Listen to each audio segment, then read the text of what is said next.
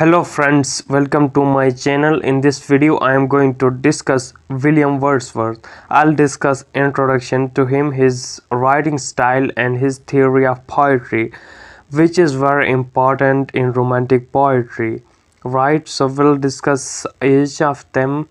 So begin with his life. He was born in Cockermouth in Cumberland in 1770, right? His father was a lawyer who taught him poetry and allowed him to access his library. So he was an educated man, and 1791 he got a BA degree at St. John's College, Cambridge. So this is his picture of his house, right? And now more details about his life. In 1791 he traveled to revolutionary France and was fascinated by Republican movement, right? So this will also reflect on his work as well, right? We'll see. So these are some more details which are not required, and now we'll discuss his writing style, right? So wait a minute. His writing style, he focused on relationship of humans and nature. Yes, as you see that in romantic poetry, the main focus was of that nature. They focus on nature, right? Because they felt they are moving away from nature, so they write poetry to bring closeness to nature, right? Especially Wordsworth, right?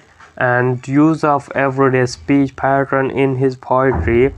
And as you see in his definition of poetry, right, he said that a common man speaking to a common man, right? So he just emphasized on use of everyday speech pattern and simple language in his poetry. As far as nature and common man, their relationship are parallel in his poetry. Nature and common man are his main themes, and he is preoccupied with emotions, right? And he is didactic, moralistic, you can say. And the poetry which is the purpose is to give a moral lesson. That is what didactic is, right? And lack of sense of humor, his poetry lacks a sense of humor, right? And furthermore, we'll see his writing style here, right? So nature and common man are the main themes as been discussed, and use of common language. And his poetry has uncomplicated syntax, direct paraphrasing and little illusion, and preoccupied with emotions. And subject of his poetry has profound sincerity and natural character.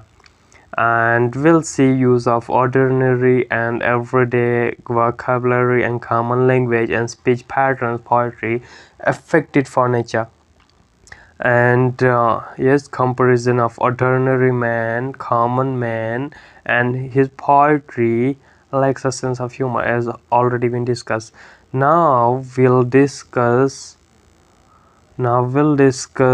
about his theory of poetry, right? Wordsworth theory of poetry, that is very important in romantic poetry, right?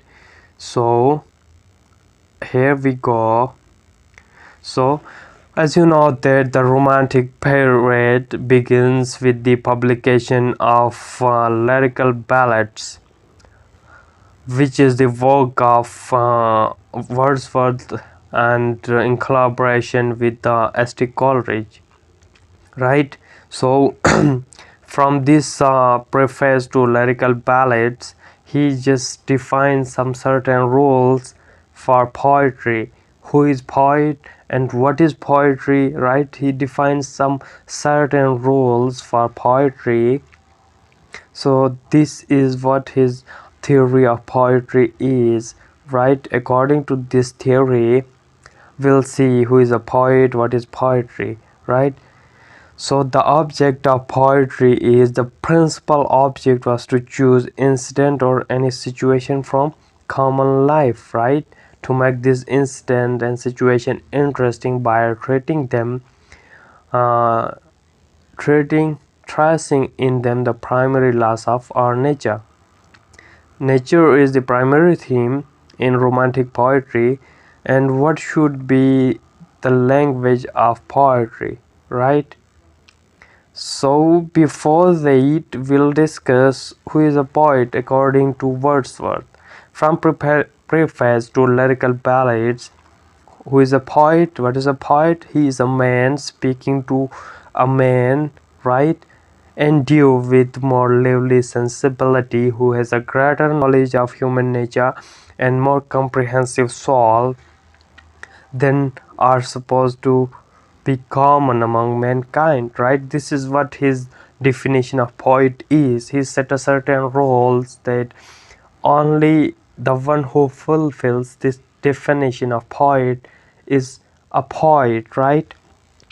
And then, what is poetry according to Wordsworth? Poetry is a spontaneous overflow of powerful feelings.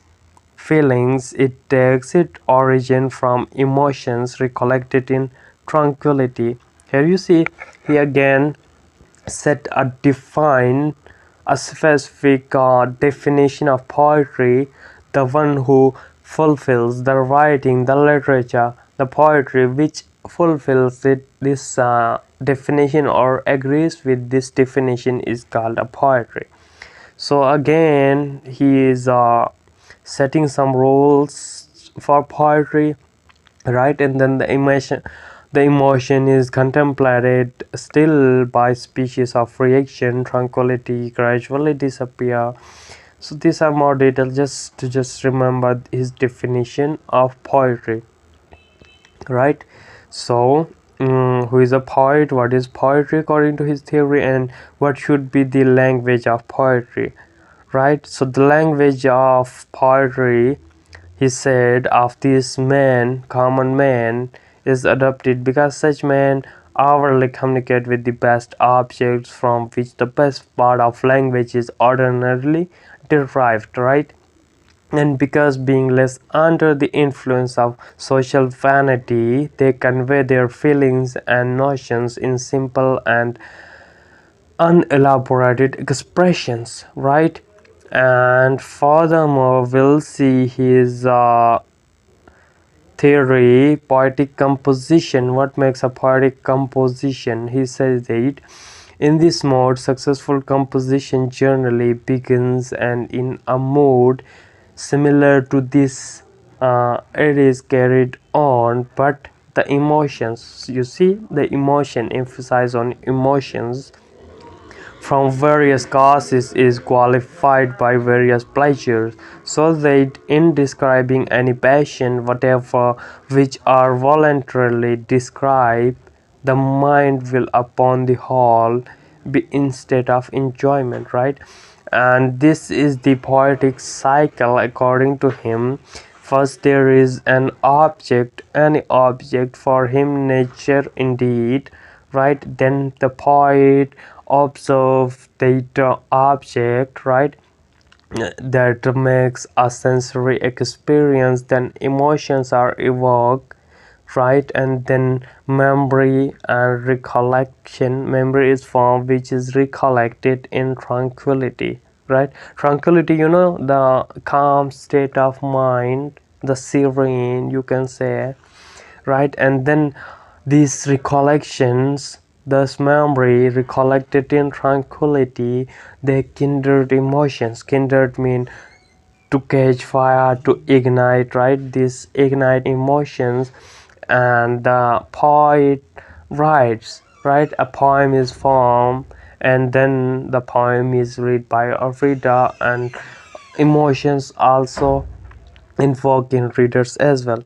This is the whole poetic process or poetic cycle, you can say, right? Man and nature are the major themes in his poetry, especially in romantic poetry as well. Man and nature are inseparable, right? He believes that humans have a connection with nature, right? We'll see this in his poem right? Immortality, right? Intimidation of intimation of immortality, sorry, right? And then pantheistic view of nature. So before that, you must know what is pantheism. Pantheism means that it's a belief that God is all, right? So this is what he believe nature, which is God given pantheistic view of nature, that it's the seat of the spirit of universe, and nature comfort man's in sorrow. It is a source of joy and pleasure. It teaches man to love. Oh, where is it? Sorry about that. Right? And to act in a moral way. The sense and memory, right? Wordsworth exploit use the sensibility of the eye and ear to perceive the beauty of nature, and he believes that the moral character develops during childhood, right? And furthermore, memory. What is memory? Memory is a major force in the process of growth, right?